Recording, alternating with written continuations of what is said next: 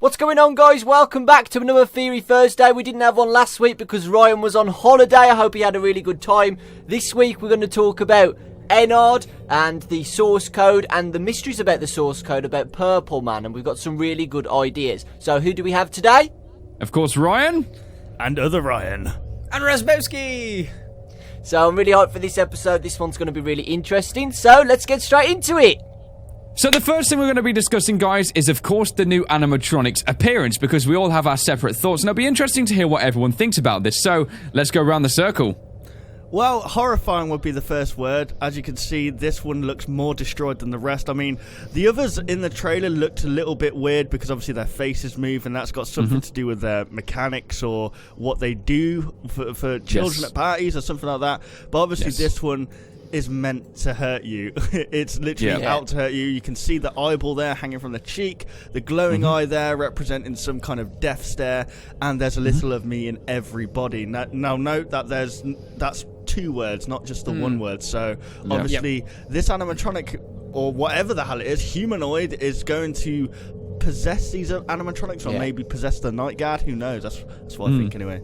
Interesting. It's very terrifying, very, very scary. This is the scariest one that I've seen, and in the whole of the Five Nights at Freddy's lore and franchise so far. It's that terrifying grin, it's the sharp teeth, it's the fact that he doesn't have a body.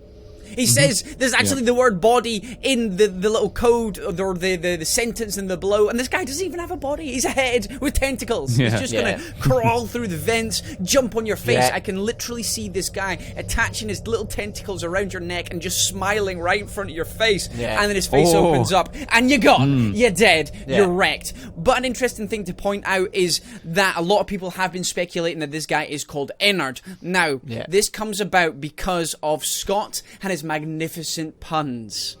Yes. Now, let's explain this bad boy real quick. So the sentence down the bottom of the page is, there's a little of me in every body. As Ryan said, every and body are two separate words right there. So it's not everybody as in every single human, it's everybody as in the fleshy part of you, your body. Now, where does this come in? We already know from some of the leaked copyright info that ENNARD is one of the animatronics. So you've got intestines or innards in your body, and we've got ENNARD. So a lot of people have put two and two together. You've got intestines or innards in every body, and this is where ENNARD comes in. Plus, if you have a look at all the cables or the tentacles or whatever you want to call them, these are obviously the animatronics innards. And I think this is where ENNARD comes from. Scott is a magnificent punny son of a gun. Yeah, that's cool. We'll link this animatronic with the source code as well, because it's a really important part of that we know that he's definitely in the sister location. But another thing as well is mechanics. I think it's going to be like a spring trap mechanic where you can't see him. Like, it's really hard to find him. So if you look on the cameras, if we do have cameras or the scenes, he might be like hidden, climbing on the wall or something, and it's really hard to see him. Oh, kind of like a spider then. Yeah, like a spider. Sort of like, yeah. Going with Razbowski's idea that it possesses goes inside the bodies and stuff like innards. Another theory is that it's the opposite. It's where it's for the animatronic. So every part of me is in every body. The body is representing all the other sister location animatronics, and that's why they're all mental and stuff and going crazy, because they've been like almost hijacked. like a puppet master as well. Yeah, like a puppet master. Okay. He's hijacked the other sister location animatronics, and that's why they're all going mental as well. Right. Okay. So he attaches those tendrils or whatever they are into the backs of the animatronics or something. Is that what you're saying?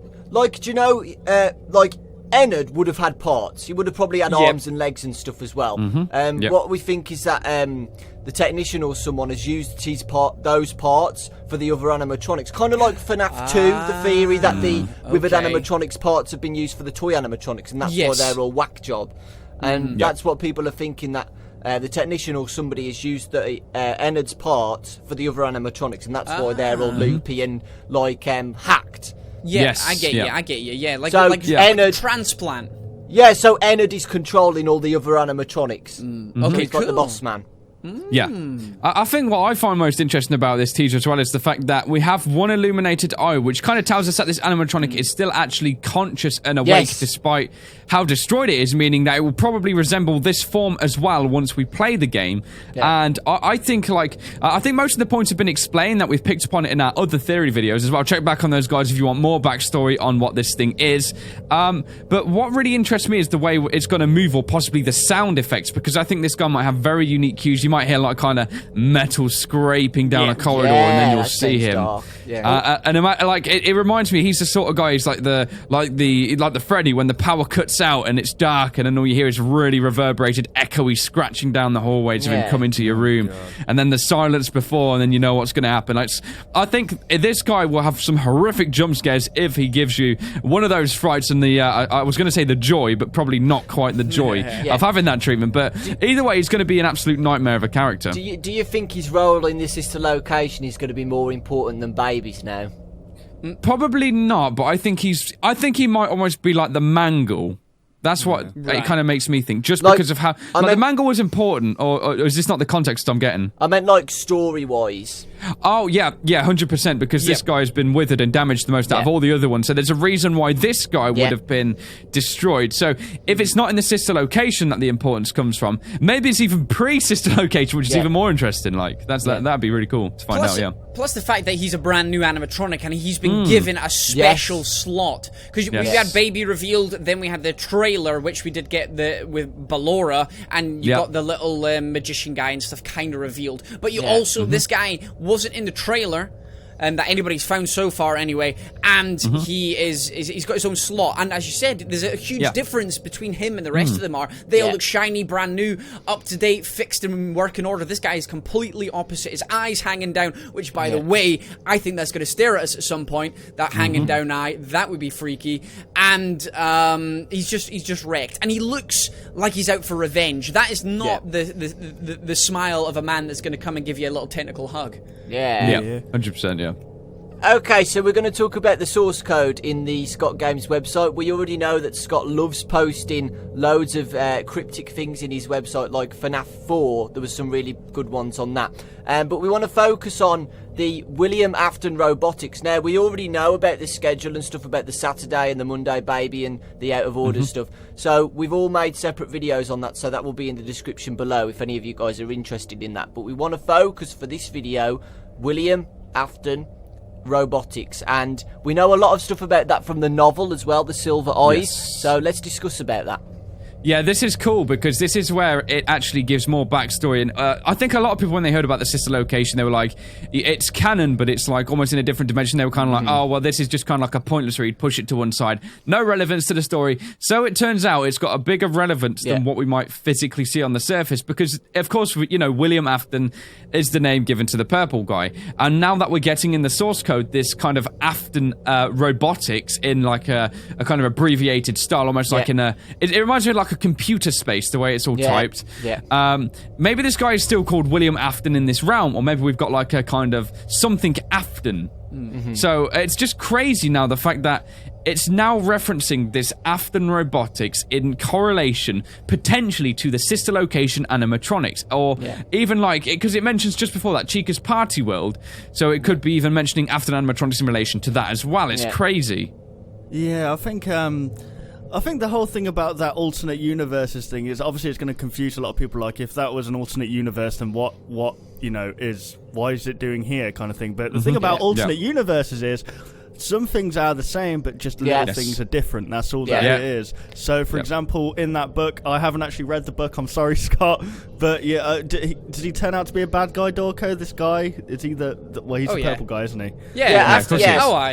So who's to say that, like, I don't know, like Afton in this universe isn't just like the name of the like animatronics and leave it at that? But I mean, obviously that would be a flipping leap because we know, we have now linked that to the purple guy, and I don't know. It's like it just makes you think back to all the other games, like how he knows about the animatronics, how he can disassemble them, how he, how he can do all these things, how he knows so much and gets away with it, like almost to the very end, until obviously he's demolished in the spring trap. But it's crazy. It's messed up. It does go back to the points that we were talking about a couple of weeks ago. I think we've talked about it the whole time. Once we had the trailer, we saw that there was obviously this was sort of a factory or a maintenance room or whatever it was, because it clearly wasn't a pizzeria or a place to entertain children. So we always thought that the purple guy might be back in this game in some way, shape, or form, coming to fix the robots or coming to maintain them or whatever. And this sentence here, or this jargled log, it's obviously service, log, maintenance, and I don't know whether that's co-owner or co-coordinator or something like that, but co-owner Afton Robotics. Again, if we go back to the Silver Eyes novel, William Afton was the co-owner of the Fazbear Entertainment, along with Charlie's dad. I can't remember his name just now. Charlie's dad was the co-owner. He designed Henry. That's my boy Henry. He made the robots, and William Afton was sort of the business head sort of thing. Yes. And then obviously they were put together. But at the same time, I'm sure William would know how to maintain these robots, would know all the secrets to the trade, and he may not be able to build them, but he would certainly know how they work, how to disassemble them, how to shut them off, and how to hide from them and go into these secret rooms and locations, which is exactly what the purple guy does in the games that we've already seen. I just thought something really interesting. Right. Really interesting. Like, you guys were talking about this might mean co-owner or something. Yep. Another way to look at this is the fact that it could be a business sign. Like, a limited company is a small company, or it could be a corporated company, which means it's a bigger mainstream thing, which then might link Afton Robotics to all of the pizzerias. This might be like a mainstream, big company producing robots. Yeah, that opens up a lot of kind of plots as well for future animatronics we haven't seen yet still. Yeah, like, you know, FNAF 3 we had the faces with all the masks and stuff. We haven't seen those guys yet. We don't know if they'll be even in this place. That's crazy. Yeah, that's a good point. In all of the Freddy Fazbear games, we don't know who, like, if there's a company who makes all of those animatronics, and Afton Robotics makes sense. Like Raz said, Purple Man knows everything. He knows how to set up the spring suits. He knows how to go to the secret rooms and stuff. He knows what to do. And we've said this in previous videos that we could be playing as a technician, and then we link the technician with Purple Man. And now that William Afton Robotics is now linked with this, we could be playing as the Purple Man. Another theory is that if this is after Purple Man dies in Springtrap, we could be playing as a son of Afton, still keeping the business going. But if this is pre-FNAF, like when Purple Guy dies, then we could be playing as Purple Man, which would be even more interesting because we're playing as the killer. I think that would be the best. Yeah, sorry, you go first. I was just going to say, I think that would be the best if we did play as the Purple Man, because then we get one-on-one sort of backstory and lore as to what goes on inside. Maybe not inside his head, because we don't see that necessarily unless we see it through cutscenes, but we can see what he does to these robots to maybe make them go crazy, or maybe we see how he lures the children into the back via cutscenes, because if we're playing as him, maybe we are the Purple Man saying, "I've got some cake, little kids, come into my little shed." Because voice acting has been confirmed to be in the game. So, hey, imagine multiple choices, and you had to choose a line of dialogue to lure your victims away, and maybe the wrong ones. That would be dark. It would be dark, but maybe you got the choice of a morally good ending in which you choose not to kill the children, or maybe you choose the corrupt and terrible ending. It would be a very, very dark story. I don't think Scott will go along that route, but I think there could be a strong possibility at this point that we are playing as William Afton. Yeah. We'll talk more on that in just a second. Before we do, I just want to jump back to the whole kind of Chica's Party World theme. Now, there's a big thing in FNAF 2 about, I think it's the 6th day, where you get the phone call asking you to actually do a day shift and, like, work as, like, it's a private booked party. Yeah, private party, Yeah, and I think, like, maybe the Chica's Party World, this is... I don't know, something just instinctively tells me this is going to be with FNAF 2 and it's that sort of era, because, like, you know, there's still loads of things in relation to Chica we don't know. We still never figured out in FNAF 4 the thing Scott teased about Chica's beak being missing. Now we're getting Chica's Party World instead of Freddy's Party World, which is crazy. So it might hint more towards, and especially as well, Chica's a female. So again, sister location, females.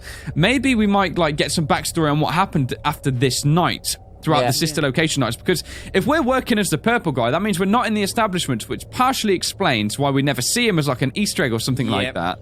And you know, this sister location thing might actually be like something he works on during possibly the nights before they go and get sent out to these booked parties throughout the day. And that's interesting. I think now is a perfect time really to move over and talk about who we might be playing as in FNAF Sister Location, if you haven't already got the hint as to who we all might be thinking. Quickly on Chica's Party World and what you were saying with the link with FNAF 2, how there was a private birthday day party booking. If you have a look at the source code real quick, there's the Friday, Saturday, Sunday, and it says available and private and stuff. So this is obviously some sort of schedule. We don't see anything in FNAF 1 about hiring the place out. We don't see anything in, obviously, 3 and 4. So FNAF 2, maybe this game is definitely linked with the same era as FNAF 2. I know a lot of this is speculated because the animatronics look like they are of the toy era, but with the actual booking of rooms out and locations and potentially animatronics, this Chica's Party World kind of suggests, along with the rest of the source code saying Monday, Tuesday, Wednesday saying available or booked, then I think it's probably safe to say at this point, FNAF 2 and the sister location are roughly the same, either year, maybe 86, 87, or are definitely the same sort of generation.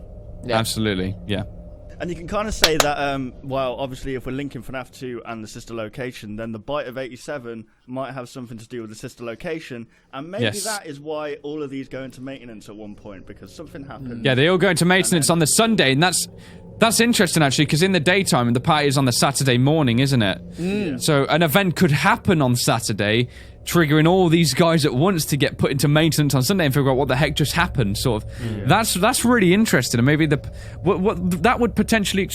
that's really interesting. All right, I'm going to skip it on straight onto Section 3, hopefully, if that's cool with you guys, because this leads on nicely as well to... that almost makes me think that maybe the purple guy... Well, I mean, it could go either way. He could have had a plot in this then, because they all go into maintenance and he's with these sort of animatronics. He caused it. Or he might not have, and that might mean an upper force has done it, but... Oh, man, all right, let's first dip back, though, rather than getting too in-depth there, and just talk about who do you guys think we play as? Well, I'll say the purple guy, definitely. I mean, all of this points towards us being the purple guy, I think. And I mean, the fact that... well, I don't know, I think the only thing that throws it off is when Baby, or whoever it is speaking, I think it is Baby, says, you don't know what we've been through. Yep. If that's talking to us as an audience or the player... they wouldn't exactly be saying that to the person that's caused them so much misery. So obviously that's going to be us to the audience. True. But I just think that with this source code that we have now, this whole Afton robotics, it points to us being the purple guy. Maybe this is us going through the stages of seeing what we've done and living through our hell and being punished for what we've done, pretty much. Yeah. I think, as we've been discussing, the purple guy does make a lot of sense right now. Another one would obviously be, again, we play a typical night guard. We're sent here to look after the location because every place needs some sort of security system. And if it's the year that it is, maybe they don't or have the technology or they're not able to afford some sort of external service place. And if they are worried about the animatronics in some way, shape, or form, maybe they will have somebody there on site. So we could just play a typical night guard.